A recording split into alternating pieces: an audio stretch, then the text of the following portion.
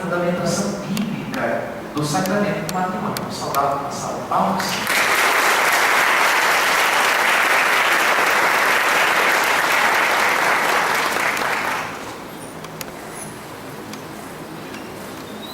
Rapidamente, apenas eu o apresento a vocês. Padre meu, ele fez mestrado na teologia, na Faculdade de Teologia Nossa Senhora da Assunção em São Paulo, e doutorado na Pontifícia Universidade de São Tomás de Aquino, em Roma. Sua experiência de ensino na área da teologia e na área da teologia bíblica. Colabora com o nosso instituto na área de teologia bíblica. E é uma pessoa muito simpática, eu tenho certeza que vocês vão adorar. Os alunos que estão aqui não me deixam mentir, não é verdade? Então, muito bem.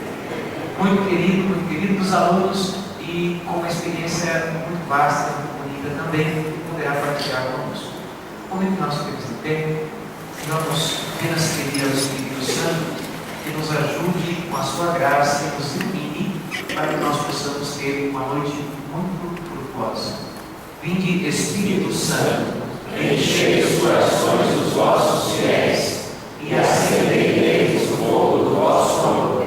Enviai o vosso Espírito, e tudo será criado, e renovareis a face da terra. Oremos. Deus, que instituíste os corações dos vossos fiéis com a luz do Espírito Santo, fazei que apreciemos retamente todas as coisas, segundo o mesmo Espírito, e gozemos sempre da sua consolação, por Cristo Senhor nosso. Amém. Em nome do Pai, do Filho e do Espírito Santo. Amém. Vamos nos sentar. Muito bem, então eu disse que eu estar sentado, mas eu vou ficar em frente da filmagem lá. Falar sobre o matrimônio na Sagrada Escritura é, em primeiro lugar, fazer-nos recordar de uma coisa muito importante. Nós falamos muito da Bíblia e nós não conhecemos praticamente nada. E isso é uma constatação para todos nós. Por quê? Porque a nossa igreja tem uma riqueza tão grande de doutrina, tem uma riqueza tão grande de conhecimento, que a gente já pressupõe que o embasamento já esteja ali. A gente já pressupõe que todos conheçamos o porquê agimos desse jeito e não do outro. Hoje, mais do que nunca, está sendo necessário voltarmos à Bíblia, por um simples motivo: pessoas que não acreditam estão lendo a Bíblia, e pessoas que não acreditam estão lendo a Bíblia para mostrar o quanto nós estamos enganados, o quanto nós estamos errados, o quanto nós estamos longe daquilo que acreditamos. Isso é perigoso, porque se eles que não acreditam conhecerem a Bíblia e nós que acreditamos não conhecermos, problemas nós teremos. Existe hoje na internet diversas pessoas que fazem uma leitura da Sagrada Escritura de nos deixar de cabelo em pé. Existe um, por exemplo, que pegou um dos textos que são problemáticos para nós e, através desse texto, ele faz uma crítica gigantesca, não à Igreja Católica, à Igreja Cristã. Ele pega, por exemplo, num dos seus capítulozinhos lá, o texto de Davi com Betsabé. Já que nós vamos falar de matrimônio, então nada como começar com um matrimônio às avessas. Davi estava casado com X mulheres, estava feliz da vida lá.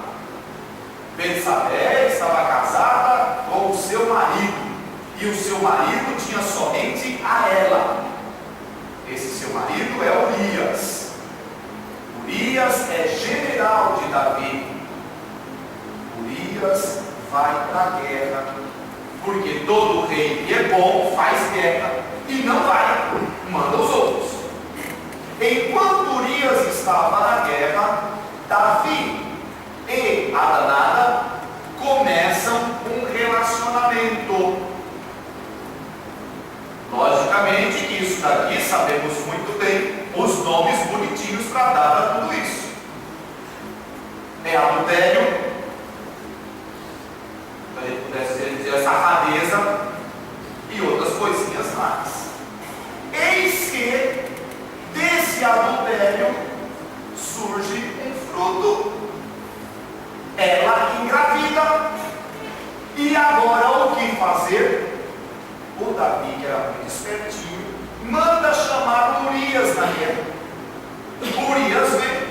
O Davi faz um banquete, oferece do bom e do melhor, para que Urias possa, depois de estar regalado do banquete, ir em casa e depois nascer a criança de 7 meses. Lembra que antigamente acontecia muito isso?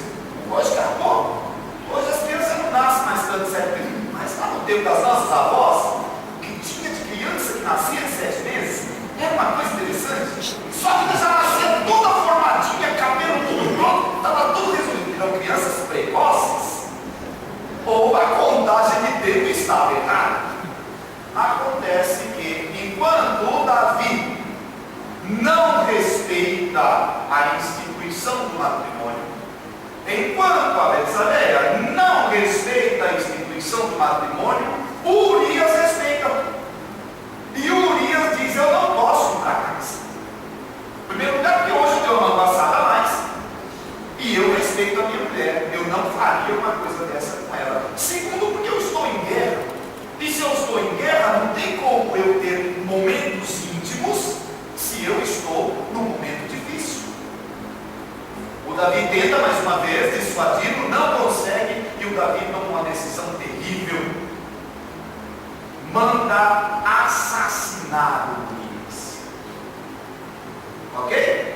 Urias é assassinado na guerra. A Betsabeia vem morar com o Davi. E aí vem a parte terrível do texto.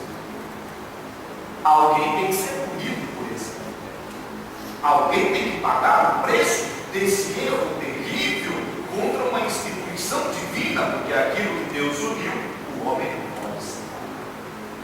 E aí o rapaz que está fazendo a leitura, ele diz: como é que vocês podem dizer que Deus presta, se o único punido em tudo isso será a criança? Deus vai matar a criança. E aí vem a pergunta: a criança tem culpa do quê? 2 pessoas morreram por causa desse adultério: o marido traído e a criança. E aí ele faz uma ligação terrível, porque ele vai dizer, ok? Desse contexto todo, desta união, vai nascer uma segunda criança. Essa segunda criança, alguém ainda lembra quem é? Salomão. Salomão. E se você pegar na genealogia de Jesus, Salomão é um dos antepassados de Jesus. Conclusão do rapaz ateu que está fazendo leitura bíblica: agradeçamos a Deus por esse adultério e assassinato, porque foi através de um adultério e de um assassinato que nós podemos fazer com que nascesse Jesus lá na frente. Olha a coisa. E se você não conhece de Bíblia, você vai ter que concordar com ele, porque na hora que você pegar o livro de São Mateus, no capítulo 1, você vai encontrar uma genealogia, e na genealogia vai dizer: e nasceu Salomão daquela que foi mulher de Urias. É interessante que eles não citam o nome dela, mas na hora que diz aquela que foi mulher de Urias, nós já sabemos de quem se trata. Então a pergunta que o ateu vai fazer para nós é simples: como é que você pode falar de matrimônio? Como é que você pode falar de indissolubilidade do matrimônio se o homem principal dos reis, porque nenhum rei jamais se comparou àquilo que foi Davi, fez isso?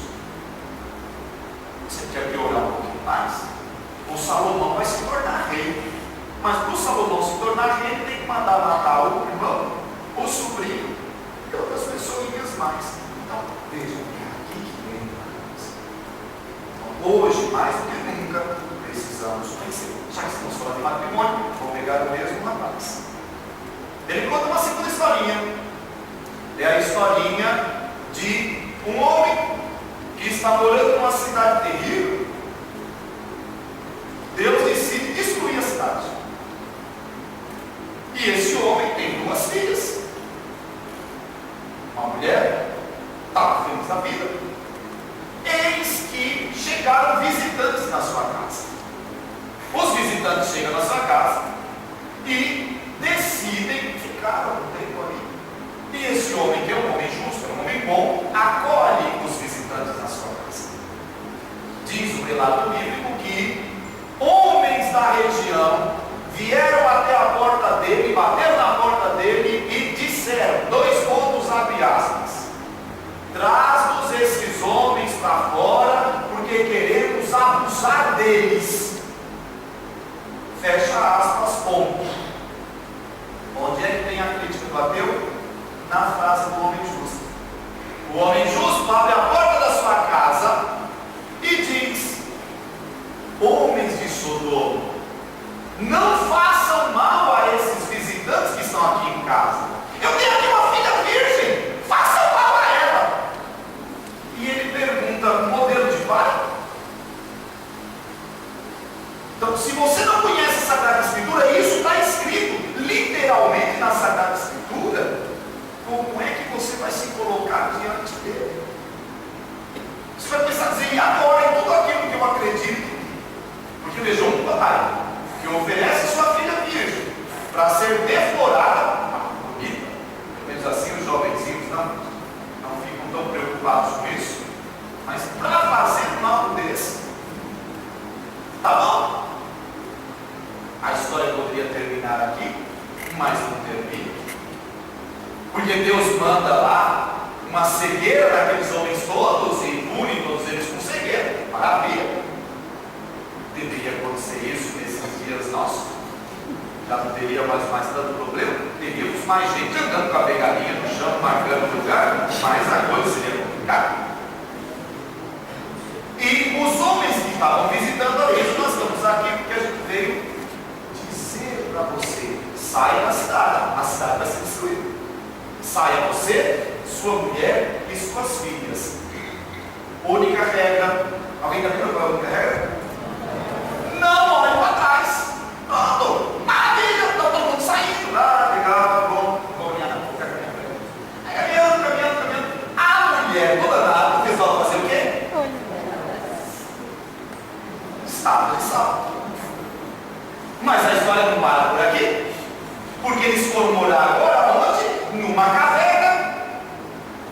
Chega na caverna, uma das filhas, espertinha, assim, a cidade foi destruída, só tem o nosso pastor aqui. Vamos fazer uma coisa, vamos passar o pé. Depois que ele tiver bêbado, relações sexuais com ele, e aí está tudo resolvido. Foram lá, deram vinho para ele. Tanto é que a pergunta do ateu é, onde é que eles acharam vinho na caverna? Mas tudo bem, se a gente não perguntar uma coisa, tá bom? Ele embebeda-se, a primeira filha tem relações com ele, no outro dia acorda e diz, o que aconteceu? Não sabe de nada. Mas a segunda filha, assim, vai que não funciona contigo, vou embebedar o velho também. Embebeda o pai também, e também tem relações com ele. Veja, se você não conhece, porque nesse momento eu estou colocando aquilo que está escrito. E aquilo que está escrito choca. Porque as 2 filhas não têm relações sexuais. Onde fica todo o nosso senso de família? Porque, gente, pelo amor de Deus, não tem algo mais sagrado do que os filhos. Tem que matar a mulher e matar os filhos, o que vocês matariam? Alguém pensaria 2 vezes? Eu sei que os homens não podem responder se a mulher estiver ao lado.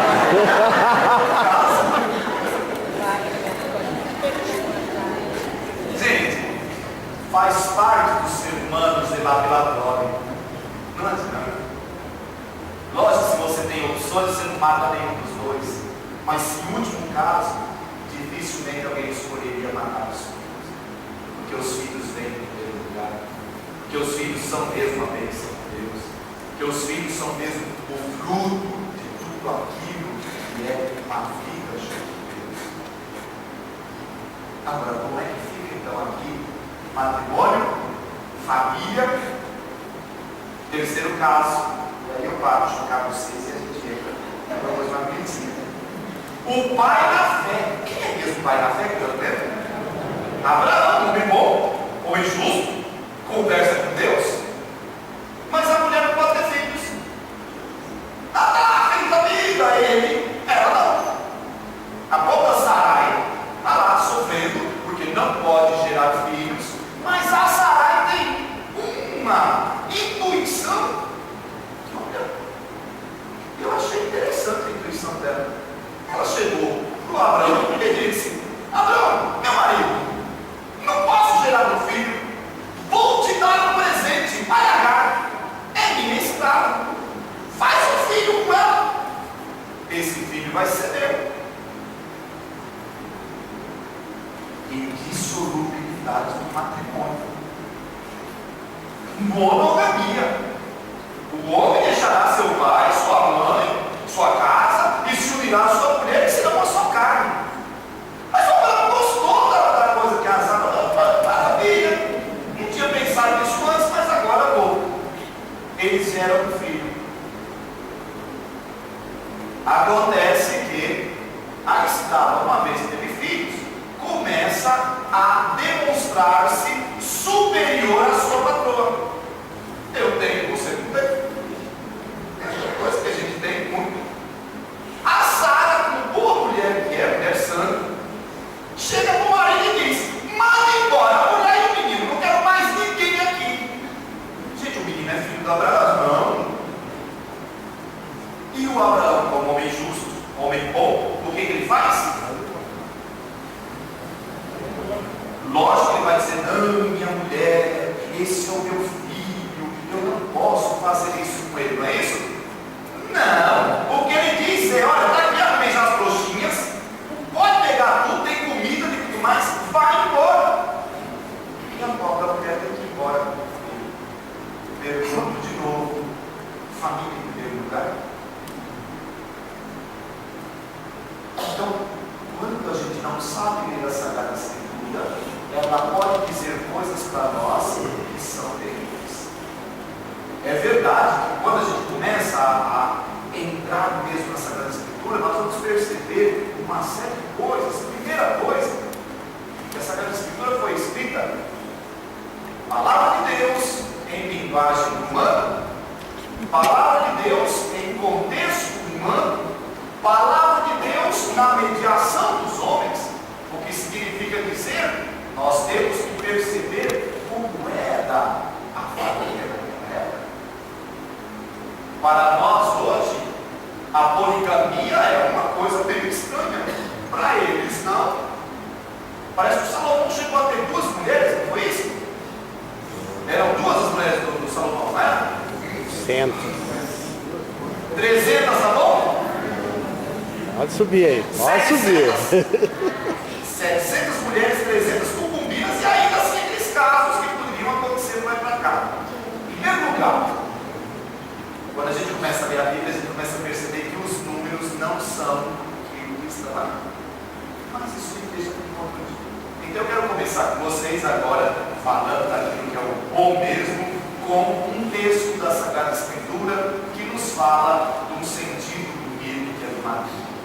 Para aqueles que trouxeram Bíblia e quiserem abrir, Cântico dos Cânticos, no capítulo 4. Aí sim a gente começa a ouvir o que é que Deus quer mesmo nos dizer.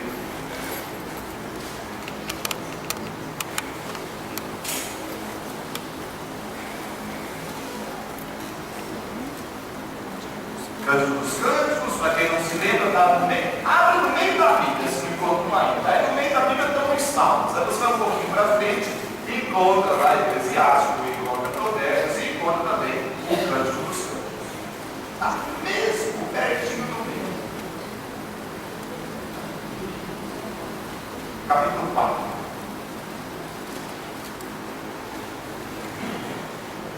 Vamos ouvir alguém apaixonado que ele diz. Então vai começar com ele falando.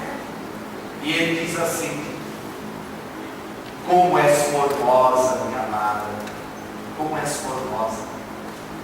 Teus olhos são como os das pombas através do teu véu. Teus cabelos como um rebanho de cabras que vem descendo dos montes. Teus dentes como um rebanho de ovelhas, tosquiadas que sobem do lavador, todas com filhotes gêmeos, nenhuma estéril entre elas. Teus lábios são como a fita escarlate, tua fala é doce, como a metade da romã, assim as tuas faces através do teu véu. Teu pescoço é como a torre de Davi, edificada com baluartes. Dela pendem 1000 escudos, toda a armadura dos heróis. Teus 2 seios são como 2 filhotes, gêmeos de uma gazela, pastando entre os rios. Enquanto não surge o dia e não fogem as sombras, voa ao monte da mirra e a colina do incenso. És toda formosa, ó minha amada, e não há mancha em ti. Vem do Líbano, minha esposa, vem do Líbano e entra. Olha do cume do Araná, dos círculos de Saquil e do Hermon, das cavernas dos leões e das montanhas dos leopardos. E aí vem a parte mais importante, está no versículo 9. A minha versão diz assim: feriste meu coração, ó minha irmã e esposa, feriste meu coração com um só dos teus olhares, com uma só das joias do teu coração. Como são belos os teus amores, ó minha irmã e esposa, melhores os teus amores do que o vinho, e o odor dos teus perfumes supera todos os aromas. Teus lábios, minha esposa, são favo que destilam mel, sob a tua língua há mel e leite, e o perfume de tuas vestes é como o perfume do Líbano. És um jardim fechado, minha irmã e esposa, jardim fechado e fonte lavrada. Ele vai para frente, fazendo todo um discurso belo sobre aquilo que deve ser o encontro de um homem com uma mulher.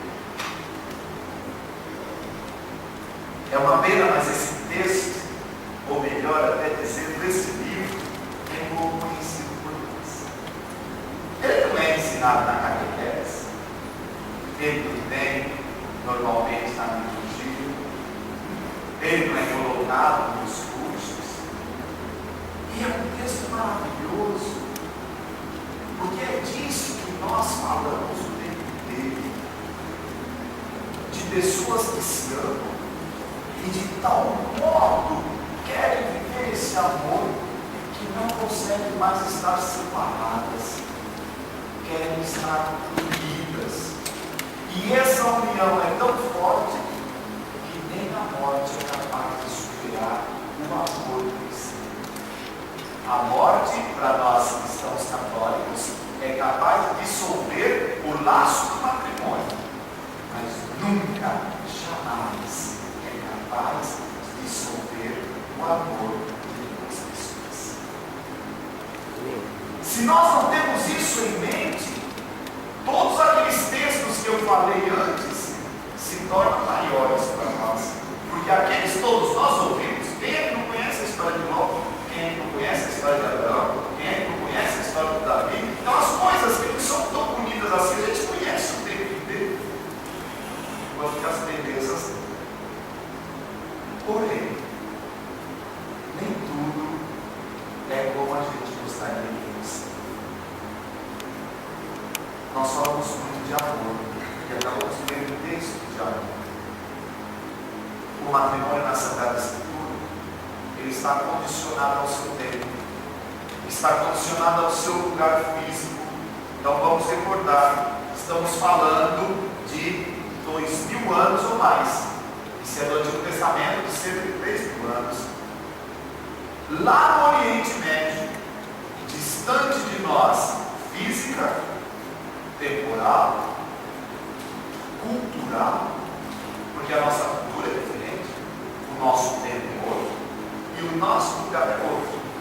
O que era de verdade o matrimônio naquele tempo?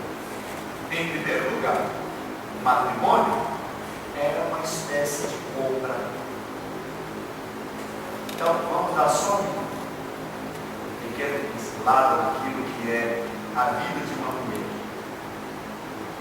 Nós temos algumas orações judaicas que são terríveis.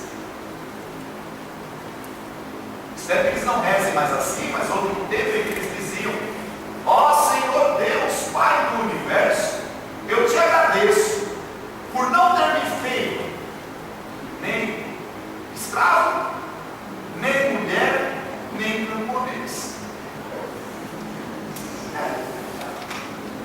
Esposa está grávida, já nas orações de parto, o marido ia lá para fora e ficava rezando. E a oração dele era simples: Senhor Deus dos meus pais, vede esse teu servo que fez tudo aquilo que deveria fazer. Eu sou um homem justo, eu sou um homem bom, eu cumpro com os meus deveres. Não me puna, Senhor, não me castigue, dá-me filho, para que eu possa ser feliz. Veja, a coisa é essa. E ela rezando, enquanto ela estava contraindo lá, nasceu uma criança. Ele perguntava: homem ou mulher? Homem. Oh Senhor Deus, eu te agradeço porque olhasses para esse teu servo e desse a felicidade, a alegria. Se alguém dissesse mulher, dizia: Senhor, por que me castiga desse jeito? O que foi que eu fiz de errado? Eu não estou percebendo ainda. Por quê? Porque na visão da época, a mulher era uma espécie de empecilho.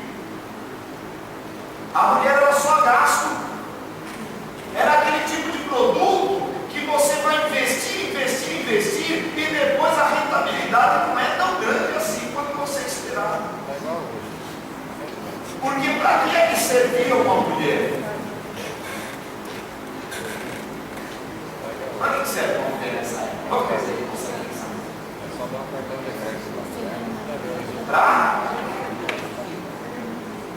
Então vamos dar um segredinho bonito. Hoje nós sabemos que o gametinha masculino se junta com o gametinha feminino, o X se junta com o Y e forma um novo ser. Então tem espermatozoide daqui, vem o óvulo de lá. Antigamente não era assim, não. Se você prestar atenção na Bíblia, quantos homens são estéreis? Nenhum! A esterilidade de quem? Da mulher. Da mulher.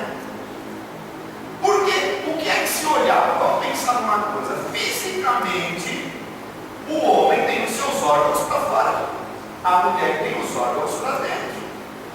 Uma vez que o homem tem os órgãos para fora, dá para saber se funciona ou não. Agora, a mulher que tem os órgãos para dentro, hoje a gente sabe, vai lá, faz Papa Nicolau, faz todas essas coisas aí. Eu não sei o que colocaram o nome do bom do papo, mas tudo bem. Faz exames, faz tudo. Hoje a gente sabe. Na maior parte das vezes, não é só da mulher. Pode ser também homem. Às vezes ele conta incompatibilidade. A vaga é tão grande que ela não quer sair. Para um pouquinho e conta. Uma vez eu tive um casal no Maró que veio todo preocupado, dizer: pai, a gente pode fazer inseminação artificial? E vamos sentar, vamos conversar, né? Vamos ver que negócio é esse. O que está acontecendo? Os negocinhos funcionam? Funcionam. Então, está tudo funcionando perfeitamente. O que é que vocês estão querendo? Aí descobri uma coisa que eu não sabia. Não é que o danado tinha espermatozoides lentos. Falei: que negócio é esse? Será lento? Você não conseguiu chegar lá. Eles estão se vamos chegar para lá, não funcionar mais. Então, assim, verdade. Eu falei: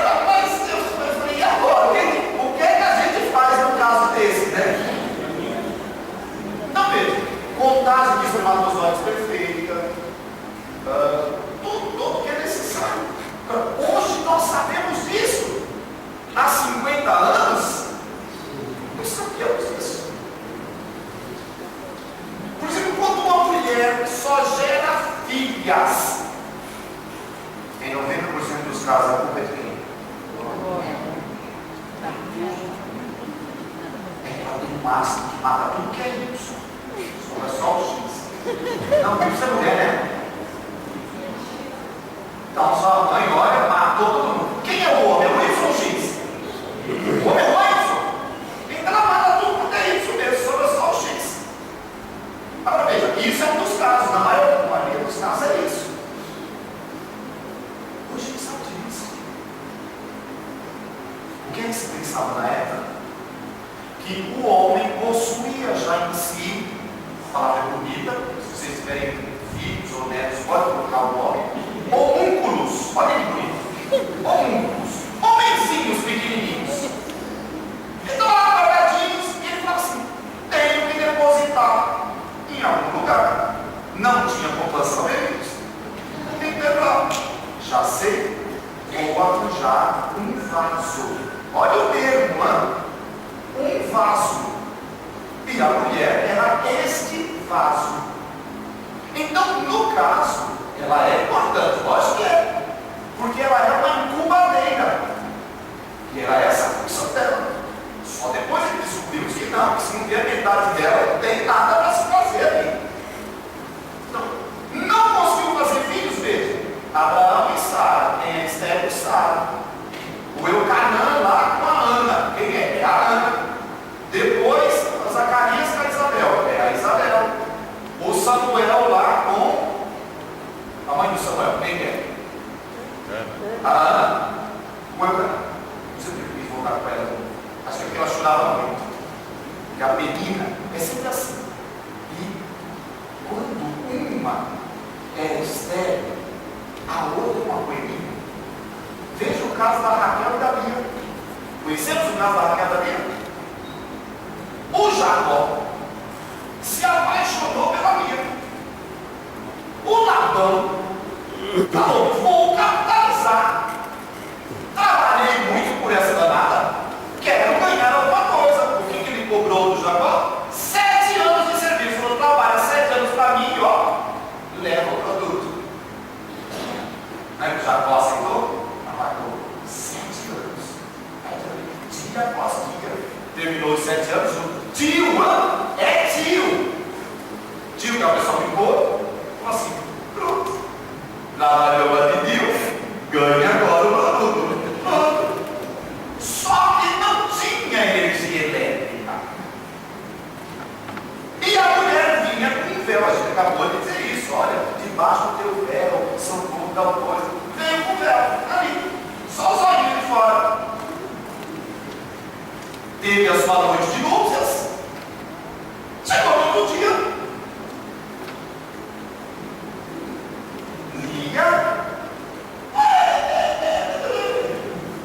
Mas eu comprei uma Brastemp e recebi um anúncio. Não quero. Foi tentar devolver. O Labão falou. Na hora que você puxou a porta, tinha um lacrezinho na porta. Você rompeu lá. Uma vez que rompeu o lacre, o produto não pode mais ser devolvido. Mas eu sou seu tio, sou pessoa boa. Trabalhe mais 7 anos para mim e você leva a Raquel. Jacó trabalha mais 7 anos. E agora dessa vez não tinha outra para oferecer, veio a Raquel. Olha interessante. Jacó trabalhou 14 anos para conseguir a Raquel. Agora está com a Raquel, ainda tem a Lia de. Tem a Lia também.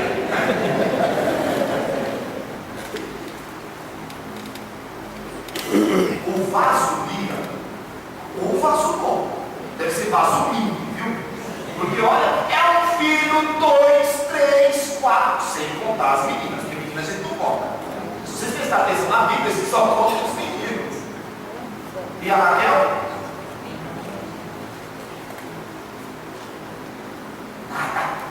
Nada. O Jacó decide voltar para casa. O tio dele, sabe, você está voltando para casa? Vou dar-te um presente. Você já está com 2 mulheres, então vou te dar alguma coisa. Mais 2. A Zila e a Bila. E não é que as danadas também têm filhos?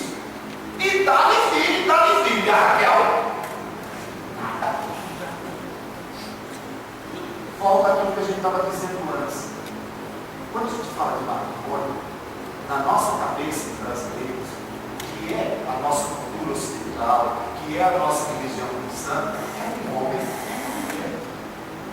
Um homem que ama de tal modo uma mulher e que é amado de tal modo por ela, que ele não é capaz de buscar outras pessoas, porque ele já está completo. O nosso patriarca maior, Jacó,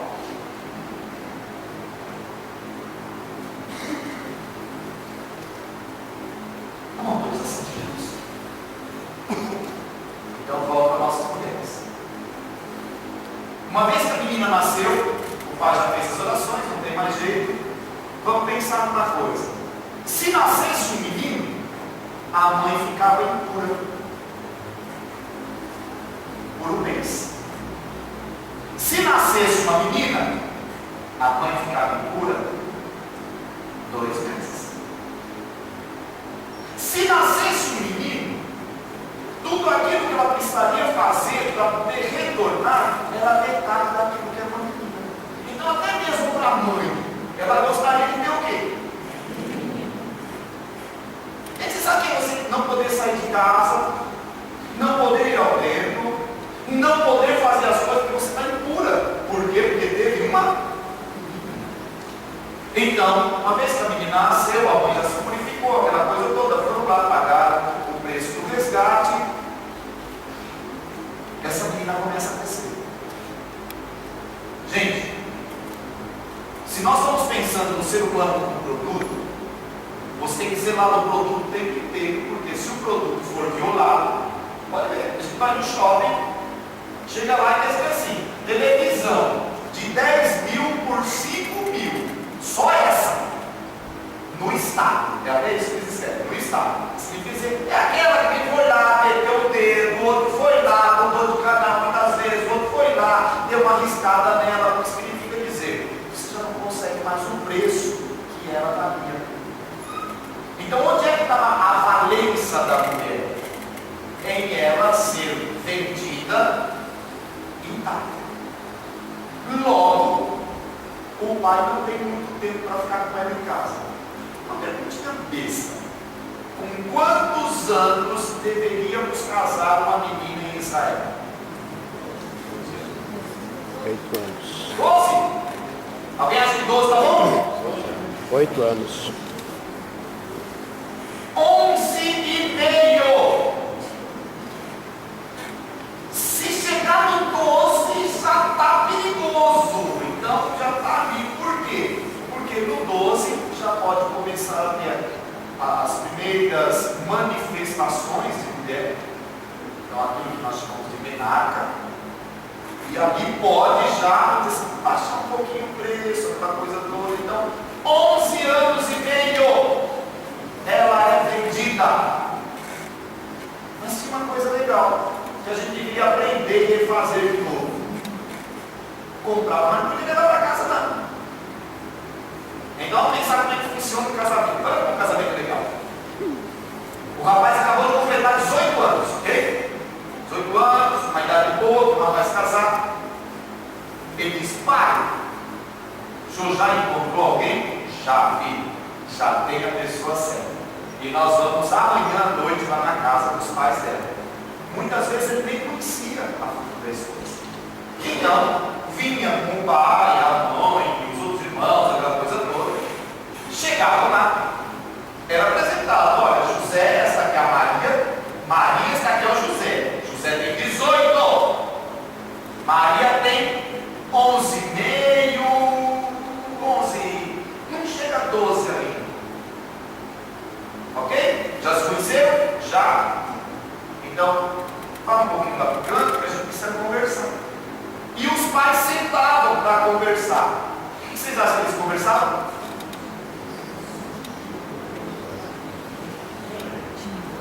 Quanto é que vocês vão pagar para a gente ficar com a menina? Não é de graça não, que negócio é esse? Tem que ter o dote. Ou a gente não lembra do dote? Olha, se ela for, a gente manda para 3 vacas, vai 2 ovelhas, tem isso aqui, tem um pedaço de terra, tudo bem, maravilha. Aceita isso? Aceita. Então,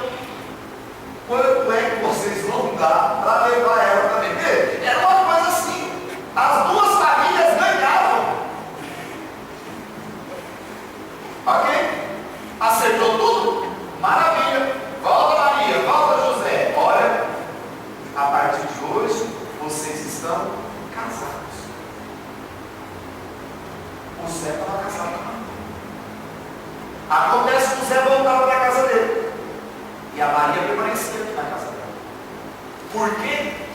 Para fazer o ano de experiência, para saber se a Maria é limpinha, se a Maria sabe cozinhar, se a Maria sabe fiar, se a Maria sabe fazer as coisas da casa. E neste ano, eles estão proibidos de terem relações sexuais.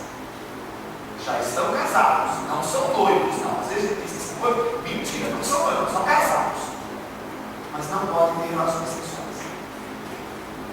Se por acaso a mocinha tiver relações sexuais nessa época, ela vai ser apedrejada. Essa é a regra.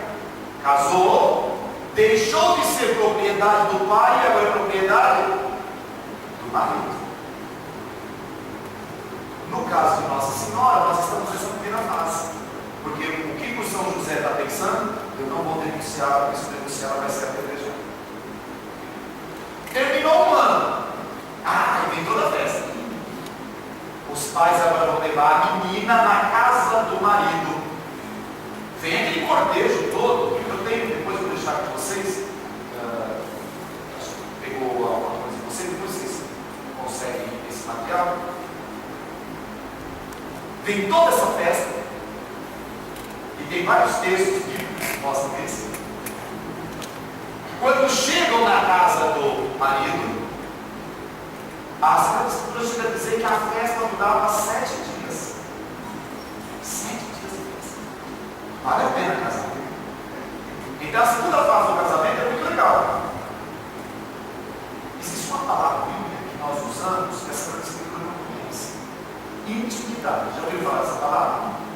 Intimidade? Não tem isso lá não. A família está toda lá fora esperando. Porque a família tem que saber se o produto valeu a pena comprar. E a outra parte da família esperando que o produto seja bom. O produto seja bom para não ser devolvido. A coisa é feia.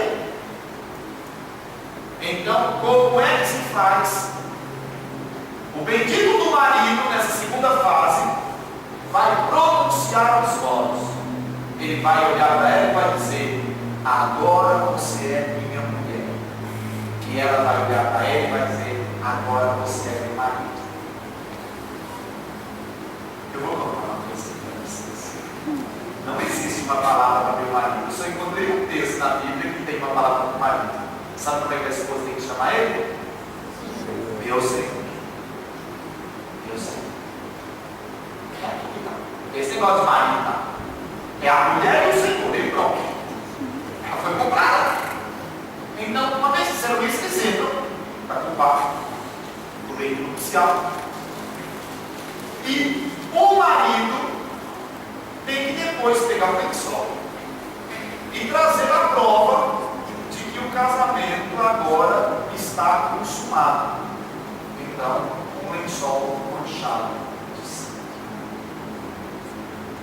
Povo santo de Deus, nós sabemos que nem toda mulher se casa. E se a mulher não se graça?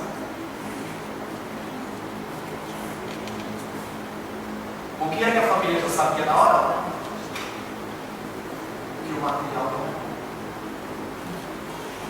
O que significa dizer que ela traiu. E se ela traiu, então ela vai ser apedrejada. Quantas mulheres foram mortas porque o seu corpo não produziu sangue? Eu vou contar outra coisa também, vai. Eu estou lá com a Maria. Eu sou José agora. A Maria não sangrou e eu amo a Maria. O que eu faço? Eu corto meu dedo, coloco sangue lá e mostro para todo mundo. Está tudo resolvido. Para que não acontecesse isso, alguns textos, não da Bíblia, mas da literatura, chega a dizer que a família começou a ficar dentro do quarto.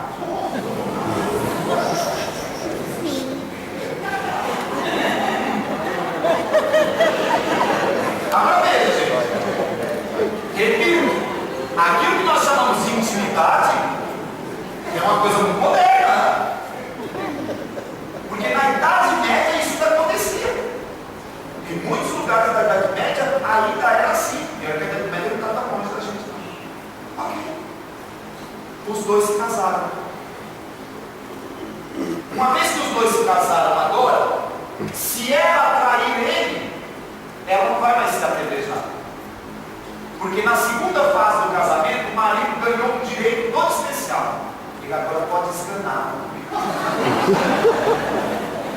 Então ela só é apedrejada na primeira fase do casamento. Na segunda fase do casamento, não. É direito do marido, direito, pelo amor de Deus. Comprou, pagou, é dele. Deixa eu perguntar uma coisa para vocês. Você já deve ter visto muito um texto do Novo Testamento que a gente fala muito dele e talvez a gente não compreenda muito bem.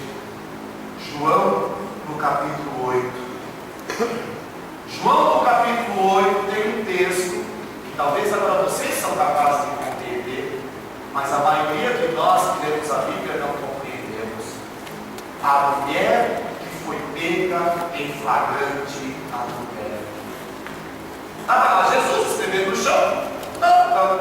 Talvez estava brincando, sei lá, fazendo o quê? Quando chegou um grupo de homens com uma mulher que foi pega em flagrante adultério. E eles disseram para Jesus: Mestre, essa mulher foi pega em flagrante adultério. A lei diz que nós devemos apedrejá-la. E o senhor o que ele diz? Então, eu vou fazer uma coisa que eu não costumo fazer, porque eu costumo zoar antes, mas já que eu já voltei, eu posso zoar com vocês. Quantos anos tem essa mulher? No máximo 12. Não é uma mulher, pelo amor de Deus, é uma menina. Porque ela está na primeira fase do casamento. Porque se ela estivesse na segunda fase do casamento, o que teria acontecido? O próprio marido poderia escandar em casa. Então vamos pensar nisso. O que é que eles trouxeram diante de Jesus? Uma menina entre 11,5 e 12,5. Pergunta besta. Já que ele está falando de matrimônio, porque até eu só falei de matrimônio, porque você é balada. Um dia me contaram que flagrante é quando você pega no ato. Isso é verdade? Sim ou não? Sim. Flagrante delito. Cadê o nome? Entendeu? Não é flagrante adultério? Por que só tem uma mulher para ser apedrejada? Se era em flagrante, tinha um homem. Cadê o homem? Com pedras na mão para jogar nela. Eu acredito nisso, hein? Vocês já ouviram aquela frase: para os amigos tudo, para os inimigos a lei? Então aqui a gente poderia dizer: para os homens tudo, para as mulheres a lei. Se alguém tivesse denunciado essa mulher, tudo bem. O rapaz já tinha fugido, aquela coisa toda, mas veja, foi pega em flagrante. Jesus olha para aquela menininha.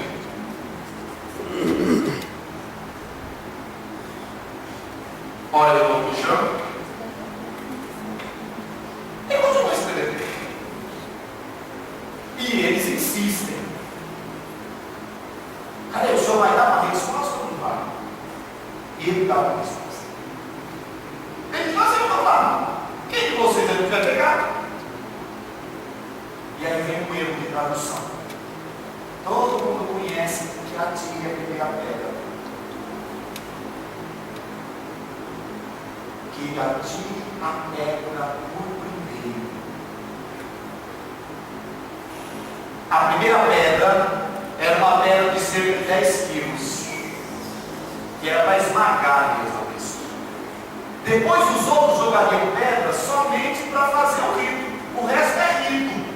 Então quem atira a primeira pedra é aquele que mata. Por isso pare com aquela piada idiota de que Jesus acabou de dizer isso, tem uma pedrada e se manha, você não pode. Nunca, jamais Nossa Senhora mataria alguém. E quando eu ouço uma piada dessa, eu fico muito bravo. Porque quem está dizendo essa piada não entende nada de sacar desse mundo.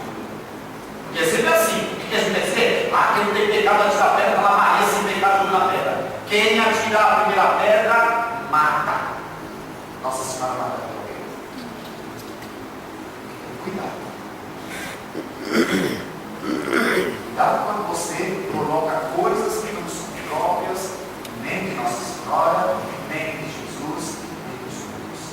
E aí vem uma outra coisa. E ele diz: e naquele momento foram saindo um a um, começando pelos padres. Sabe o que é essa tradução? É interessante que a gente traduz nessa, começando pelos mais velhos. Não, é começando pelos presbíteros mesmo. É o que está escrito, é pelos presbíteros. Significa, os religiosos estavam ali não para gerar vida. Graças a Deus. Que é uma coisa que mudava esses dois mundos. E os seguidores de Jesus já não fazem mais esse tipo de coisa. Aí eu me pergunto de novo: matrimônio? O que é mesmo matrimônio?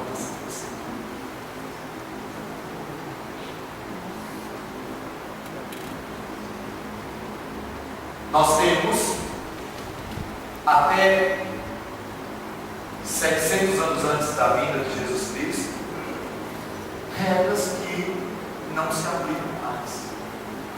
Podia se casar com quantas mulheres quisesse, podia se separar de uma mulher. É uma coisa muito interessante. Há dois motivos que podem gerar um divórcio verdadeiro no Antigo Testamento. Primeiro, a esterilidade de uma mulher. Se ela for estéril, você pode mandar embora.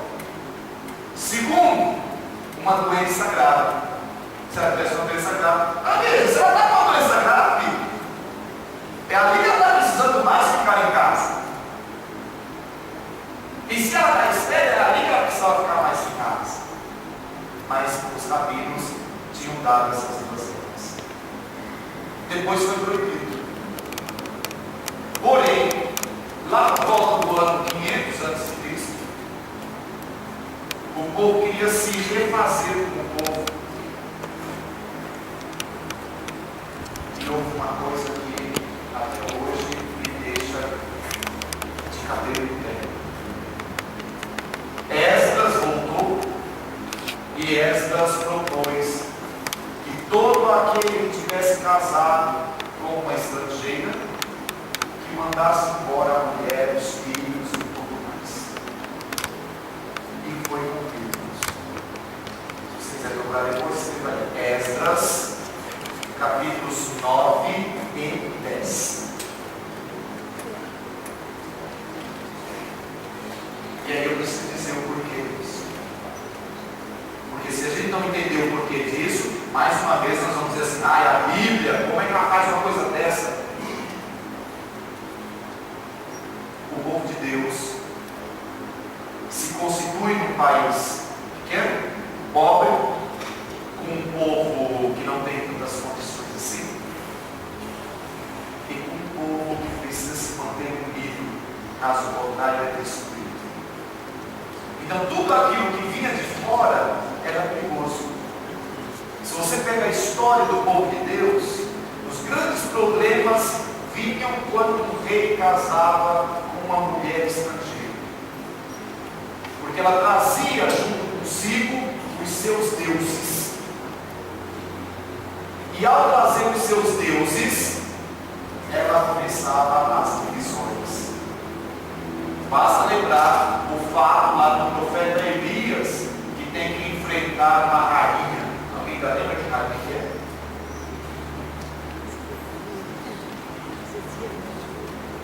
Lembramos dela, não? É a dela. Isso, a própria. É a Jezabel. A danada chegou com quem não queria nada. Não tem. Deixa eu só colocar uma imagenzinha do meu Deus aqui. Pode. Você tem 7 dias na semana, 6 dias você cultua o seu Deus. Deixa eu cultuar meu Deus num dia só. Sem problema, pode. Você tem tanto sacerdote, deixa eu ter sacerdote do meu Deus? Pode. Chega um momento em que a coisa está tão bagunçada que o Elias tem que dizer: sobrou somente eu. e do outro lado tem 400. Que problema isso pode gerar? Então, vamos pensar no matrimônio. Muitos de vocês são casados, então vocês sabem melhor do que eu. No matrimônio, ou há uma comunhão de pensamento, uma comunhão de vida, uma comunhão de ideologia, uma comunhão de tudo aquilo que é preciso e necessário, ou o casamento não vai para frente. E para que haja tudo isso, vai ser necessário que haja algumas coisinhas. O Sr. José e a Dona Maria estavam completando 50 anos de vida matrimonial, quando veio um jornalista para conversar com os dois. Então o jornalista chegou para a Dona Maria, disse: Dona Maria, você tem que fazer as perguntas? Ele falou: você tem, José. Eu vou ter que fazer as profecias e tudo mais. Ele foi falar com o Sr. José. O Sr. José, 50 anos com a Dona Maria. Eu, 50 anos? Como é que o senhor aguentou tanto tempo? Ele falou: abnegação. Ela falou: nossa, essa palavra eu já nem sabia, mas eu tenho que usar, Sr. José. O que é que significa isso? Ele falou: vou contar um caso, você vai entender. Há 50 anos eu casei com o marido e nós fomos para a lua de mel. Quando chegamos à lua de mel, a Maria decidiu fazer uma comida especial de lua de mel. E a Maria fez estrogonofe. Eu sempre odiei estrogonofe, mas era lua de mel. Então eu fiz aquele esforço e eu comi o estrogonofe da Maria. Oh, minha filha, você não imagina que você faz 50 anos que todo domingo a Maria faz estrogonofe. E todo domingo eu abro o sorriso daqui até aqui, faço o esforço dos infernos e como estrogonofe. Isso é uma abnegação. Não dá, podia ser um outro nome, mas a pessoa deu esse. Foi conversar com a Dona Maria.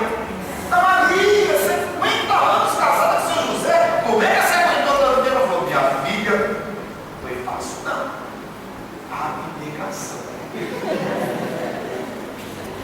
Essa senhora também tem essa palavra? Tem.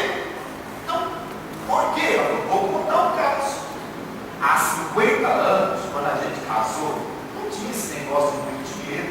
Então a gente foi para a lua de mel e eu tinha que fazer aquilo. Me disseram que tinha que fazer um tal de estrogonofe. Eu nunca tinha feito aquilo, eu nem gosto daquilo. Meu negócio. Mas se tinha que fazer, eu fiz. O José comeu tanto gosto, que faz 50 anos que todo domingo eu faço um esforço dos infernos e como estrogonofe. Então veja, o sentido de estar em casal de tal forma unido que nem mesmo a morte pode acabar com esse amor. Pode dissolver o laço matrimonial, mas esse amor não acaba. Ele só acontece quando há uma doação total. Quando já não sou eu que vivo, tem alguém vivendo em mim, e São Paulo diz: é o Cristo. E porque o Cristo vive em mim, eu faço aquilo que o Cristo faz. Eu me dou totalmente ao Cristo. Matrimônio só existe desse jeito. E na Sagrada Escritura, com todos esses rumos que eu disse até agora, você vai encontrar pessoas que sobrevivem por 50, 60, 100 anos juntas, porque são capazes de se doar totalmente. Então, se você quer encontrar o que é matrimônio na Bíblia, não procure aquilo que existe nos nossos dias, não, porque não existe isso. Mas tem uma coisa que existe lá e que nós precisamos retomar para hoje. Lá no capítulo 2, no versículo 24 do Gênesis, é dito: e o homem deixará o seu pai deixará sua mãe, deixará sua casa, e se unirá à sua mulher, e já não serão dois, mas uma carne só. E por que isso? Porque quando Deus fez o ser humano, Ele não fez nem homem, nem mulher. Ele fez um ser humano que era ao mesmo tempo tudo e nada. Quando Adão é feito, Adão é homem e mulher. Não tem ainda diferença. Deus pega esse Adão, que não tem sexo, transporta esse Adão e coloca esse Adão no jardim das delícias. Olha que interessante. Gan Eden, jardim das delícias. O que adianta você estar no jardim das delícias sozinho? É isso que a gente precisa perceber. O que adianta você ter tudo? Porque diz que lá tinha as árvores melhores, aquelas que eram boas de ver e gostosas de comer. O que significa dizer, tudo aquilo que é do bom e do melhor tinha no jardim das delícias. O Adão não reclamou de nada, não. Eu gosto muito desse texto. Ele lá está lá quietinho. Mas Deus percebe uma coisa. Esse homem está inteiro, mas não está completo. Falta alguma coisa nesse homem. Ele está inteiro no sentido que ele não tem separação, ele não tem divisão, mas ele não está completo. Deus sai do jardim e faz um monte de animal. Todos os tipos possíveis e imagináveis. E traz até o homem. Para que o homem aqui Adão, significa dizer, não é homem nem mulher, porque ainda não tem homem e mulher, para esse ser, para que esse ser possa dar nome às coisas. Ele olha assim, vaca. Deus falou, tá bom, então escreve aí no livro que eu li, vaca. Jacaré, ele escreve aí. Então, tudo aquilo que o Adão dizia funcionava. Mas Deus percebeu que precisaria fazer alguma coisa. Então diz a Sagrada Escritura que Deus fez um torpor vir sobre Adão. E esse torpor fez com que Adão dormisse. E nesse sono de Adão, Deus dividiu Adão ao meio. A gente fala que tirou uma costela, dividiu ao meio. E ao dividir ao meio, deu uma preenchidinha, uma carnezinha daqui e outra de lá, e produziu um outro ser naquela terra. Foi aí que surgiu o sexo. Para quem não lembra ou não sabe, sexo é uma palavra latina, vem de sectum, seccionar. Se alguém que trabalha no hospital ou coisa do tipo, sabe muito bem o que é seccionar. Seccionar é cortar, é partir, é dividir. Logo, sexo significa divisão. Por isso que não é bom que o ser esteja assim. Porque ele não foi criado para estar dividido, ele foi criado para viver a completude. E para isso, só tem um jeito. Não sei se eu vou ser processado ou coisa do tipo, mas vou ter coragem de dizer, porque você deve ser processado muito claro. Não existe sexo entre dois homens. Não existe sexo entre duas mulheres. Pode existir outra coisa que eu não sei o que é. Eu sei o que eles fazem. Vê se eu não sei, não. Eu sei muito bem. Mas de uma coisa eu sei: não é sexo. Porque sexo significa, de novo, dois divididos que podem se juntar. E somente o macho e a fêmea é que podem se juntar. Por isso, também tem outras coisinhas que se dizem que hoje bagunça tudo na nossa cabeça, tudo virou sexo, enquanto em verdade não é.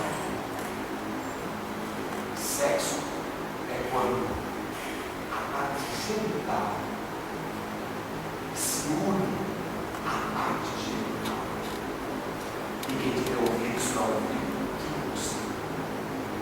Se vai ter outras coisas, mas já não é minha conta, eu conheço, eu sei, mas uma coisa eu sei: sexo é isso.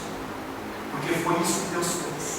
Deus separou aquele ser ao meio, para que aquele ser pudesse buscar a sua outra metade. E o ser só está feliz quando ele encontra a sua metade. E se o Adão encontrou o Ivo, pode ter certeza, não encontrou a sua metade. Porque encontrou o seu igual. E por incrível que pareça, as metades são diferentes. Anatomicamente falando, psicologicamente falando, emocionalmente falando, um tem os órgãos para fora, o outro tem os órgãos para dentro. Um desenvolve uma parte do corpo, o outro desenvolve outra. Um fica feio, a outra fica bonita. Isso não tinha como. É assim que funciona. Pode ver, quando um rapaz é muito bonito, ele tem cabelo. Presta atenção nisso. Leonardo DiCaprio, ele é lindo, lindo, lindo. Mas se olha, são traços femininos. Porque o cara não tem traço masculino, é feio. É feio, é feio. É aquele que tá. Porque foi assim que Deus fez. Agora, o feio tem que encontrar a bela. Por isso que a bela é a bela. Mas é isso mesmo. Os contos de fadas são para nos recordar quem nós somos. E é por isso que o ser humano só está completo quando ele encontra a sua parte. Tanto é que para um judeu, nós padres somos a aberração, porque nós não temos a nossa parte de parte.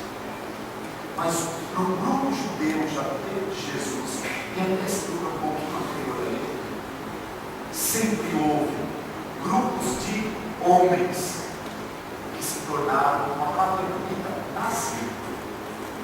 O nazir é aquele que se consagrava de tal modo que ele ia além daquilo que é o principal. O principal é a união, não tem jeito. Mas nós somos chamados a ir além desse principal. Não por um motivo bobo, mas pelo motivo principal. Pela santificação do ser completo. É uma coisa que é muito importante. E que muitas vezes nós mesmos nos perdemos e não sabemos mais do que nós somos. E nós só temos sentido de sermos padres por causa de vocês, que são casados. Porque sem a vida matrimonial, não tem a vida espiritual. Porque nós temos que nascer de alguém. E não tem jeito, ele só nasce em vocês.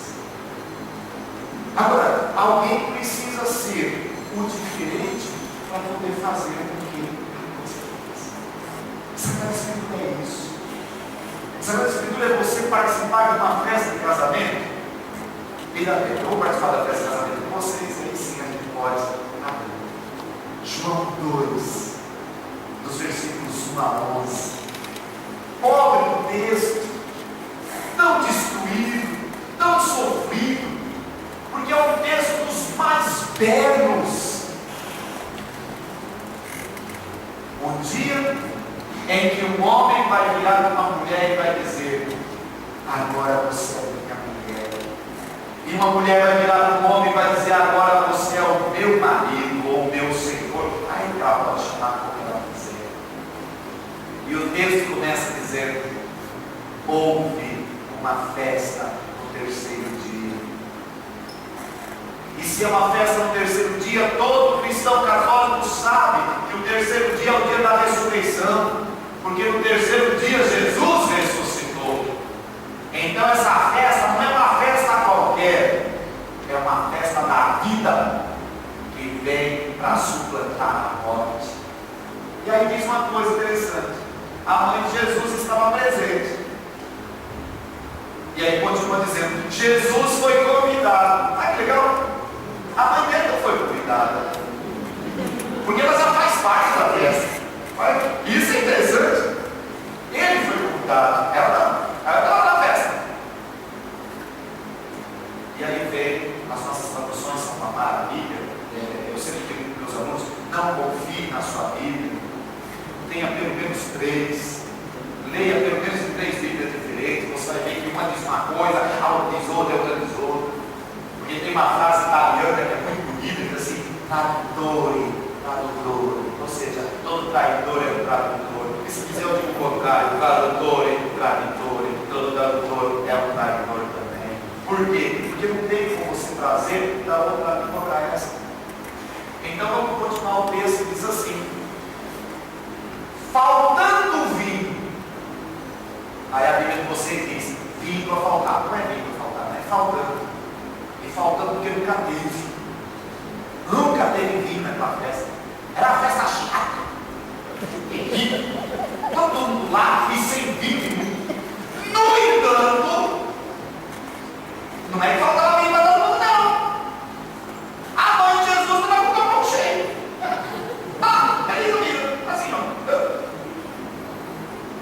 Chegou, fez isso. Filhos, não tem vinho.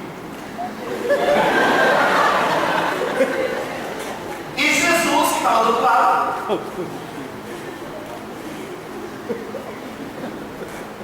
e eu por isso. Chegou aí a minha hora.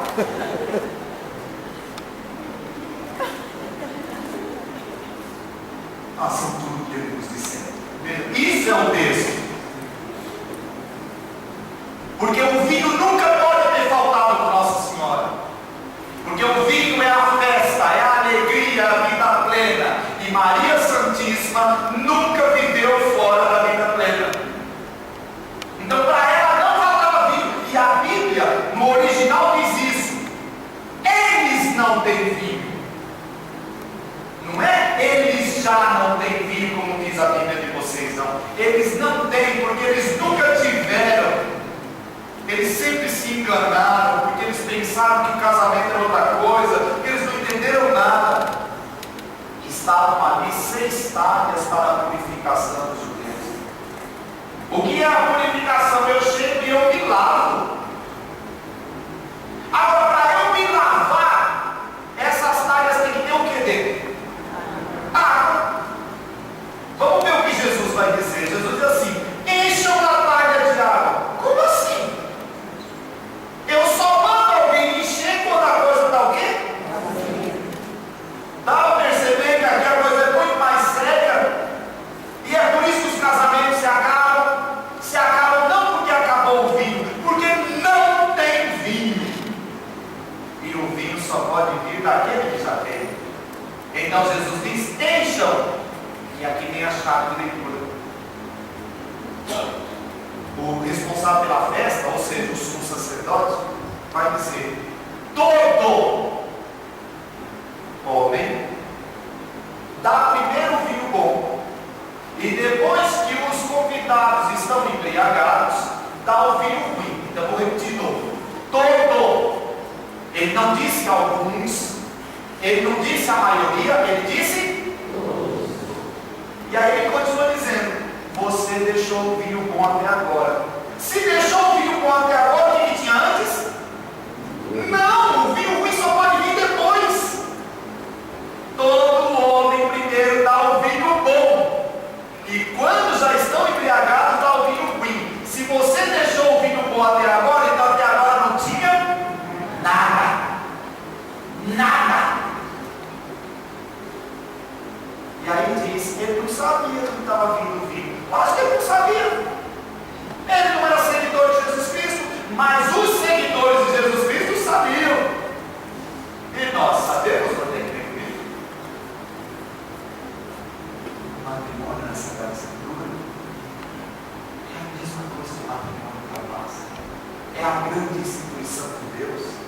Mas por muito tempo, eles não tinham filho.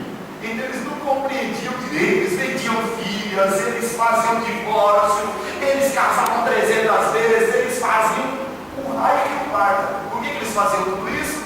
Porque eles não tinham. Depois que veio Jesus, ainda tem como fazer isso? Não, porque ele já trouxe o filho. Encham as talhas de água. Então nós somos convidados a proclamar essa grandeza, a proclamar para a nossa vida, você que é casado, a proclamar para a própria experiência de vida, que vale a pena a abnegação. É só ligando a abnegação, aquela palavrinha lá de São José e Dona Maria, que vale a pena fazer porque o outro vai estar feliz, fazer porque vai realizar o outro. E se o outro está mesmo feliz, ele vai fazer para realizar. E nós, religiosos, religiosas, devemos proclamar esse mundo que o grande matrimônio só tem sentido porque, em primeiro lugar, o único noivo, o único marido é Deus. E todos nós somos esposa de Deus. Eu não vou falar sobre isso, mas um outro dia estarei estudando sobre 4 tipos de esposas. A virgem, que é a fiel, aquela que é a adúltera, a prostituta e a viúva. São 4 coisas que um dia a gente precisa olhar de novo. Todos nós somos chamados a sermos, como Maria, a esposa virgem de Deus. E muitas vezes nós nos esquecemos disso e nos tornamos ou a esposa prostituta, ou a esposa adulta, ou a esposa que já perdeu o marido. E repito, é outra palavra: o marido é Deus. Só tem sentido o matrimônio carnal se tiver um matrimônio espiritual. Se Deus não tiver desejo no matrimônio, não tem. Então nós temos ainda alguns minutos. E esses minutos eu vou dedicar a se alguém quiser fazer alguma pergunta, alguma coisa assim, eu respondo. Caso contrário, Deus seja louvado, o diabo acorrentado e a gente feliz na vida.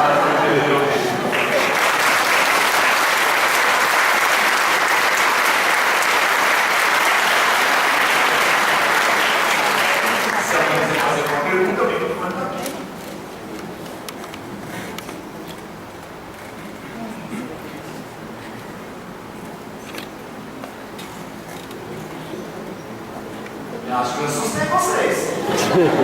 Só pode ser isso.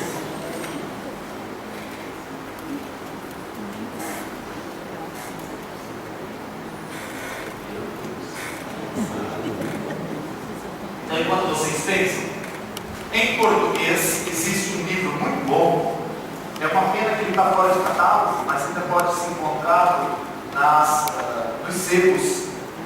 Esse é um livro lá do ano de 2000, 1990. E um dos capítulos dele trata exatamente do matrimônio lá no Antigo Testamento. Tem um nome para assustar, mas é só o nome, tá bom? O nome do livro é Nossa Senhora dos Heréticos. É um livro muito bom. E ele explica por que Nossa Senhora dos Heréticos. Porque Maria, sendo a santa de Deus, ela não se afastou daqueles que precisavam. Ela foi exatamente para cuidar daqueles que mais precisavam dela. E quem mais precisava dela era quem estava passado. O autor se chama Alberto Maggi. Vale a pena, viu? Eu não sei quanto está hoje eu não sei. Vocês que compraram isso aqui, essa é barato. Maggi, M-A-G-G-I. Ele é um homem do bem, eu gosto dele. É da Paulinas ainda, do tempo que, mas agora é Paulos. É do tempo que não tinha separação entre homens e mulheres. Nas Paulinas, né? Lá em 1990 eles tiveram uma briga muito feia e tiveram que separar. E por isso hoje você tem Paulos e Paulinas.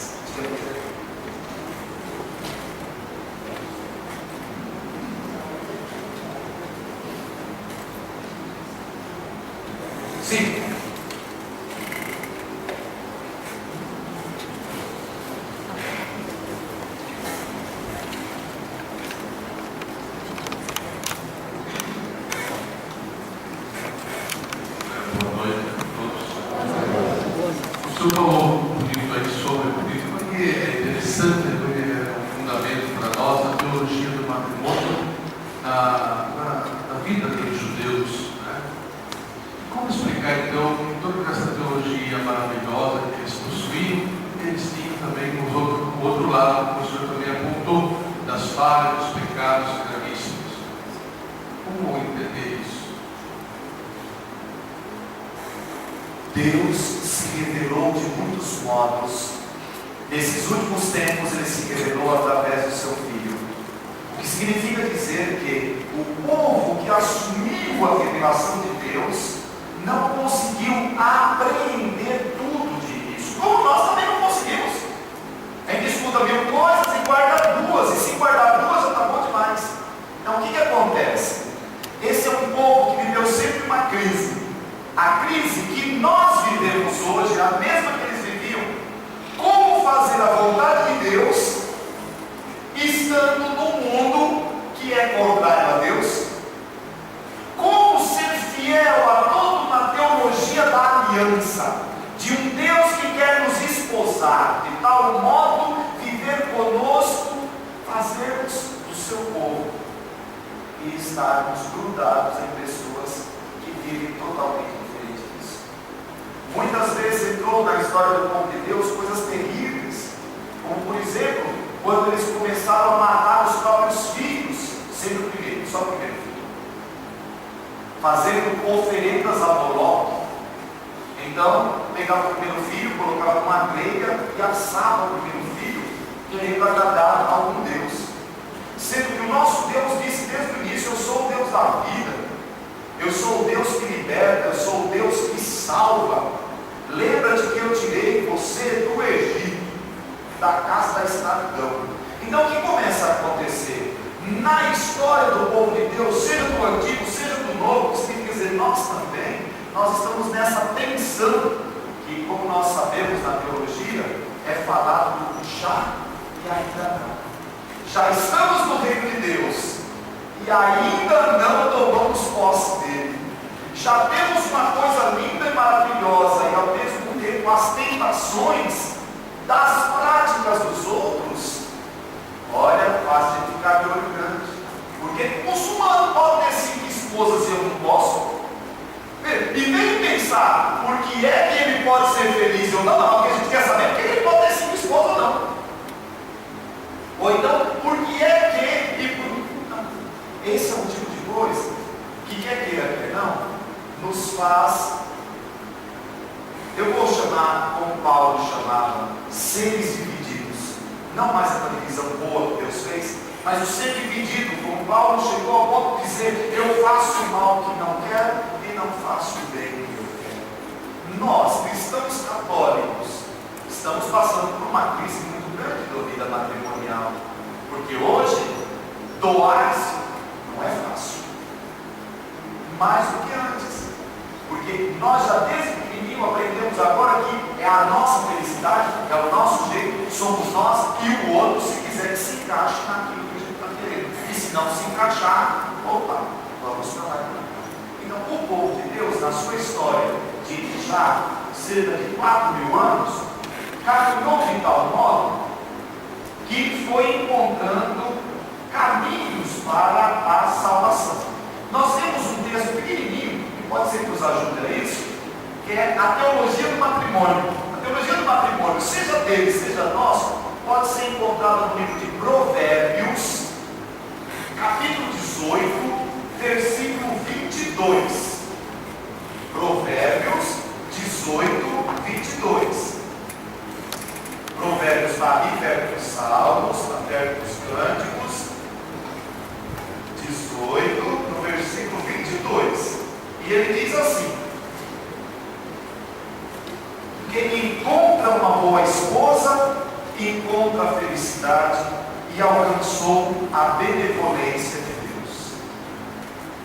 Então veja, eles que tinham uma visão tão negativa da mulher como eu estava mostrando, essa visão vinha de fora, e a visão que estava dentro era aquela visão do próprio Deus, quando dizia: quem encontrou uma esposa mesmo, quem encontrou uma ajuda, uma, sei lá que palavra podemos usar, porque agora todas as palavras a gente tem que pensar 1000 vezes antes de dizer, porque agora é só politicamente correto, né? Não tem mais ninguém que seja anão, não tem mais ninguém que seja preto, não tem mais ninguém que seja cadeirante, não, agora é sempre alguém que seja do seu lado. Eu tenho medo dessas coisas, né?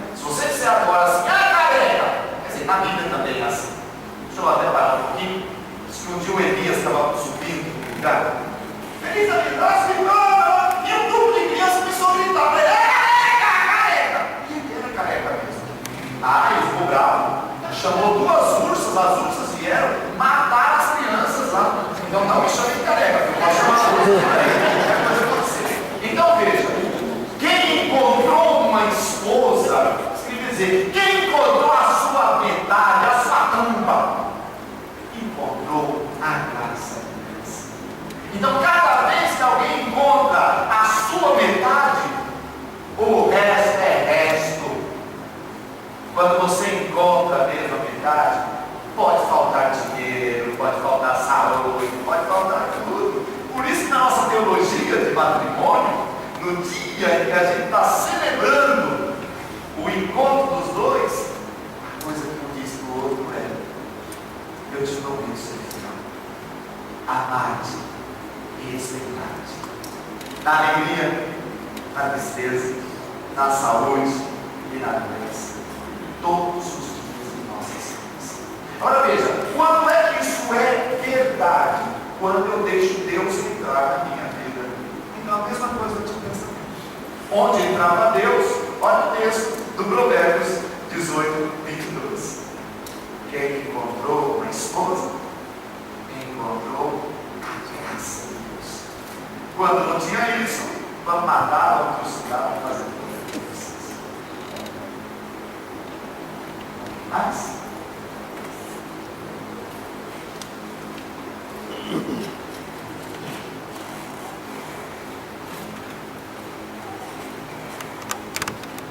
falei que eu me chamo Juliana.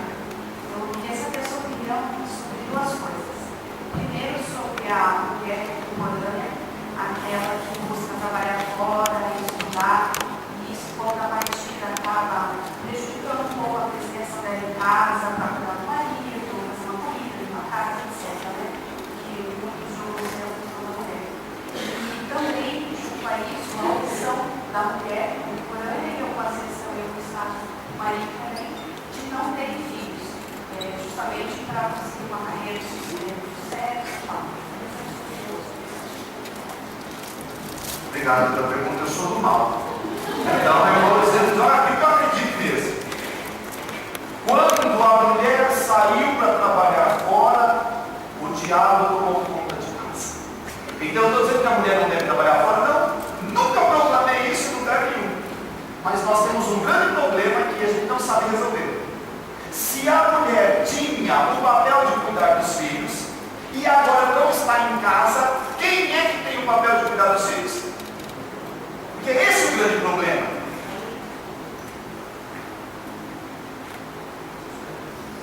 A babá, para aqueles que têm mais condições. A televisão, para aqueles que têm menos condições. O depósito chamado creche, ou sei lá o quê, ou às vezes a avó, a tia, ou não sei o quê. Mas veja, a questão é exatamente essa. Nós, de 2014, precisamos encontrar qual é a função de um marido, qual é a função de uma esposa. Não é mais possível vivermos uma vida onde a esposa faz tudo, se ela também está no mercado de trabalho.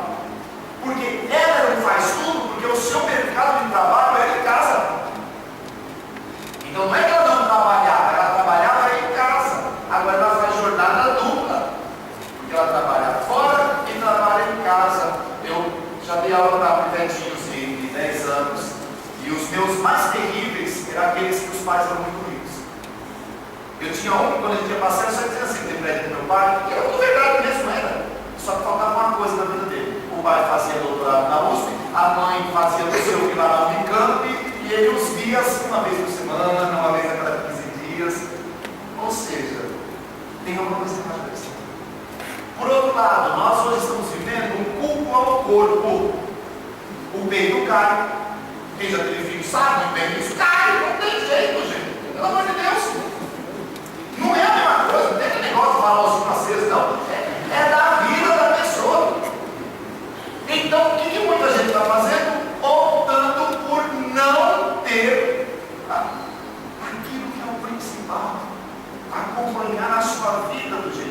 normal. Então vamos deixar para ter filhos lá na frente, quando nós já estivermos com uma certa idade. Aí nunca vai ser pai e mãe, vai ser vô e vó. Depois tem meu pai, quando eu nasci, estava com 45, minha mãe com 33. Então eu sei o que é ter vô e vó. Meu pai não sabia muito bem o que fazer com o pai, mas Deus, 45, estava ali. É difícil, sabia fazer filho, sabia mesmo. E eles já têm todos e mais outros no casamento. Mas em todo caso, o negócio não é esse. A questão é, tudo na nossa vida tem um tempo certo. Tem um tempo certo. O casalzinho de novo, aquele fogo todo, aquela coisa maravilhosa, fantástica. Mas que precisa serenar, que precisa se tornar cumplicidade, que precisa se tornar uma coisa que é muito maior do que sexo, muito maior do que tudo. Porque se a vida é somente sexo, então tem algo errado. Agora a questão é essa: a Sagrada Escritura, a Igreja Católica, nós não sabemos pensar de um jeito diferente a não ser matrimônio é o lugar da realização plena. E onde tem realização plena, tem frutos. Eu não entendo os católicos. Nós católicos estamos caindo no mesmo erro do mundo. Ou não temos filhos, ou temos um, ou deixamos para Deus lá na frente. Nós nunca estaremos plenamente realizados, pelo amor de Deus. Isso é uma ideologia maluca que colocaram na nossa cabeça, mas eu não tenho casa própria. Ok, mas eu vivo de aluguel, eu posso ter um filho de aluguel também. Ah, mas eu não consigo pagar a melhor escola para ele. Quem disse que precisa estudar na melhor escola? Eu vim estudar em escola paga já na faculdade. E hoje eu vim falar para vocês. Isso quer dizer, não é que eu não consigo falar, eu estudei escola pública. Não, eu estudei escola pública. E não é que era bom, não. Era o que tinha para aquele dia e pronto. Agora veja, a questão é exatamente essa. Onde come um, come dois. Eu não sei se ainda é possível nós termos 10, 15, isso eu não sei. Eu acho que não é. Porque isso é a própria roça, onde quanto mais filho eu tinha, mais mão de obra eu tinha. Mas também nós não podemos sair do 15 para o menos 5. Porque é isso que está acontecendo. No Brasil é brincando. Vai para qualquer país europeu. Vai para uma França. Tem muita criança agora na França, muçulmana. Que francesa mesmo não tem não. São magrebinos, são da parte baixa. Você vai na Itália, a mesma coisa. Está chegando a moda no Brasil. O que me dava mais raiva na Itália era você entrava no restaurante para comer, desgraçado da velha, trazia um cachorro. E estava lá o cachorro para comer. Porque lá pode. Você entrava no trem, estava lá, o cachorrinho no trem. Eu não posso chegar em vocês, mas gente, criança não é cachorro. E por outro lado, cachorro não é criança.